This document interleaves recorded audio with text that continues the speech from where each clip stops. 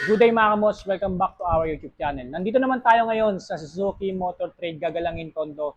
Dahil as I promised to you guys, sisilipin natin yung specs at features naman ng pinakabagong motorcycle pa rin mula kay Suzuki. Itong pinakabagong Suzuki V-Strom 160. Isang adventure touring motorcycle mga kamos, no?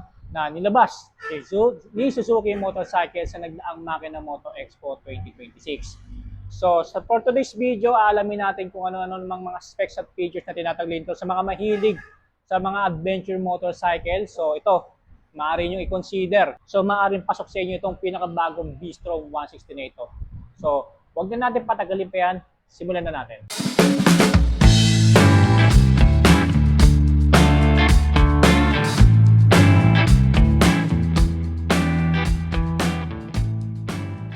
Okay, so this is the all-new Suzuki V-Strom 160. Bagong adventure motorcycle po na nilabas ni Suzuki ngayong 2026. Pero paglilinaw lang mga kamos, hindi po ito downgrade mula dun sa V-Strom 250 ah. Meron pa rin pong, ayon po kay Suzuki Motorcycles, meron pa rin pong available na Suzuki V-Strom 250cc. Bali ito mga kamos is lower displacement lang. Ginawa siyang 160. And then inalign siya sa V-Strom na design. No? Sa pagdating sa looks and appearance niya, wala naman siyang pagkakaiba doon sa 250cc version nito, no? Doon at doon talaga yung hinalintulad yung design nitong 160 V-Strom. Doon sa malaturing adventure style motorcycle. So, nakaangat yung fender dito sa una, no? Ganda. Tapos bukod dito sa fender niya na nakaangat, meron pa siya ditong additional na fender. Ayan. Kaya naman kahit paano hindi tatalsik yung mga putik diyan. Ayan, napakaganda ng design, no? Ganda, di ba? Tapos, pinakita ko na rin sa inyo, mga kamos, yung potential looks niya kapag nalagyan niya na siya ng side panniers, top box. Ayan, so, meron na kayong idea kung ano-ano yung mga pwede nyo ilagay dito sa adventure motorcycle na ito mula kay Suzuki. Pwede pa kayong maglagay ng lever guard dito. Meron tayong ditong windshield na maliit lang or visor na naka-clear. Ganda, meron siyang 4 na tornilyo. Ganda ng pagkakadesign. Meron siyang butas sa gitna. Maliit lang siya. Pero nagbigay angas dito sa motor na to. Tapos, ito naman yung pinaka-headlight niya, 2 portion. Ayan, may malaki, may maliit. Ayan, so naka-LED na po lahat ng mga ilaw nito. Pati sa turn signals niya. Sa turn signals niya ito, nakahiwalay din. Pero kagandahan dito, mga kamos, kahit ganyan-ganyan niyo siya, bali-baliin niyo siyang ganyan, hindi siya agad-agad masisira. No? Talagang ginawa yan ni Suzuki kasi nga nakahiwalay siya, so may tendency na baka masagin natin. Kaya naman ang ginawa nilang flexible. Ito mga turn signals niya rito. Sa V-Strom po, meron kayong dalawang kulay na pagpipilian, itong dilaw at yung color black. Sa ngayon, as of May 2026, nag-iisang V-Strom na 160 color yellow lang po ang available dito sa Suzuki Motor Trade Gagalangin Tondo. And by the way, meron pa silang stock dito ng Suzuki DR 160 na bagong off-road bike V-Strom 160. Tapos dito sa gilid naman niya, sa may bandang tangke, Suzuki nakalagay. Tapos meron pa siyang additional na decals dito. Dilaw, tapos puti. Ayan. Ang ganda ng color combination na yung yellow tapos matte blue. Pagdating sa taillight niya, ito po yung itsura. Maliit lang. Pero ang ganda, napakaangas ng design. Sa turn signals niya, ganun din. Nakahiwalay din dito sa likuran. Meron siyang built-in plate light dito, tapos reflector. And then ito naman yung pinaka-plate holder niya rito. Maiksi, no? Kaya naman kahit paano ay meron siya ditong back-up na tire hugger. Wow!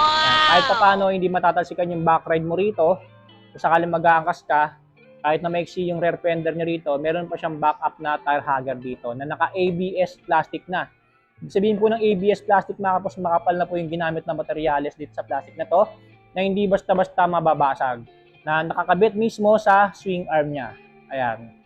Naka-disc brake na rin po to. When it comes to braking power, hindi ka rin mabibitin dito sa motor na to. Bukod dito sa tire hugger niya, meron pa siyang additional na mud guard dito na naka ABS plastic na rin. Tapos meron siyang mud flap, rubber mud flap.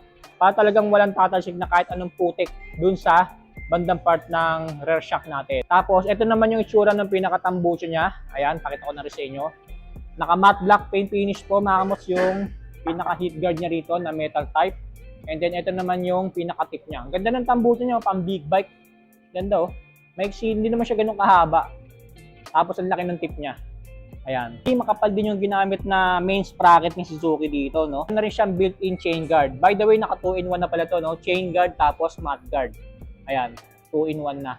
Naka-single shifter lang tayo dito sa Suzuki B-Strom 160. Proceed na kagad tayo sa sukat ng gulong nitong pinakabagong Suzuki B-Strom 160. Sa harapan po ito gumagamit ng 100 by 80 by 17 inches na gulong. Pagdating naman po sa sukat ng gulong niya sa likuran, ito po yung naka 130 by 70 by 17 inches din. And then ito naman po mga kamos yung itsura ng engine ni Suzuki B-Strom 160. Naka matte black paint finish tayo dito sa engine, tapos sa cylinder head. Ganda oh. Nga lang wala siyang belly pan dito, yung cover. Pero mataas naman yung ground clearance niya mga kamos, no? Kahit paano, hindi ka na rin mangangamba na baka sumayad tong tambucho. For sure naman may lalabas na aftermarket na belly pan dito sa B-Strom 160. Ayan, magabang-abang na lang tayo kung mayroong lalabas. Sa grab bar niya, naka 2 portion din po. Ayan. So, alloy din po yung ginamit ni Suzuki. Ito naman yung pinaka-upuan niya. Mababa sa driver, tapos mataas yung sa passenger. So, to give you an idea lang mga kamos kung gaano po ba kataas itong pinakabagong Suzuki B-Strom 160. So, sasakyan natin siya. By the way, I'm a 5'6" in height. So, para lang may reference kayo sa mga height ninyo kung abot nyo nga ba itong B-Strom 160 na ito, no? So, tanggalin natin siya sa center stand. Ayan. As I said, mga kamos, itong upuan niya sa driver mas mababa. Kaya pagka inupuan natin siya, ayan. So, hindi ako tiptoe dito sa B-Strom 160. Kung makikita nyo, naka-flat foot tayo dito. So, again, 5'6" in height ako. Abot na abot ko itong bagong B-Strom 160. Mas abot na abot ko ng mga 5'7" pataas. Pagdating naman sa 5'6" pababa, 5'5", 5'4", pwede abot na abot pa rin naman to. Sa 5'4", medyo tiptoe nga lang ng konti. Ayan. So, pagdating naman sa riding position natin dito, of course, naka-upright yung handlebar niya. Kaya naman kahit paano relaxing yung driving experience natin dito sa B-Strom 160. Ayan, talagang kahit nasa adventure rides ka, bundok ka, relax na relax pa rin yung riding experience natin dito. Maging reference nyo na rin kung gaano nga ba kataas itong pinakabagong B-Strom 160. Ang fuel tank capacity po nito ayon po kay Suzuki Motorcycles ay 12.2 liters. Kaya malaki-laki yung fuel tank capacity niya, kaya naman kahit paano hindi ka agad-agad mauubusan ng gasolina dito sa B-Strom 160. Disusi pa siya, hindi pa siya naka-shutter key mga kamos, no? Sa manibela, naka-upright position yung manibela niya, naka-naked of course. Ayan, tapos naka-matte black paint finish yung manibela niya. And then sa mga buttons and switches tayo dito sa left side, built-in hazard meron na rin po. Ayan. High beam, low beam, turn signals left and right, busina. And then dito naman sa right side, engine kill switch, and then electric push starter. Ayan, so dito sa B-Strom 160, kagaya din sa DR160, mga kamos, meron na rin po itong built-in charging port na naka-USB ready na, kaya naman convenient na rin. Kasi pwede na rin tayo mag-charge ng mga cellphone natin dito. Ayan. Sa mga brake levers niya, naka-matte black paint finish. Sa hand grip, ito po yung itsura ng hand grip niya. Ayan. And then sa bar end, naka-gloss black paint finish tayo dito na alloy bar end. Sa instrument panel niya, mga kamos, ito naka-digital LCD display tayo dito na round shape. Ganda, di ba? Kakaiba yung digital instrument panel niya, naka-round shape. Hindi siya yung typical na pa-square, pa-rectangle. Ito naka-round shape po siya. Parang classical yung design ng ano niya. Pero modern. Kasi naka-LCD display na. Sayang nga lang hindi pa ito naka-activate. So, pero ito pakita ko na lang sa inyo, mga kamos, yung itsura ng sample display nitong nakita ko sa internet. Itong instrument panel niya. Para lang may idea kayo kung ano po itsura ng instrument panel niya. Sa ibang mga indicators, mga kamos, nandito sa taas. Ayan. Okay, so yan po yung looks and appearance ng pinakabagong Suzuki B-Strom 160.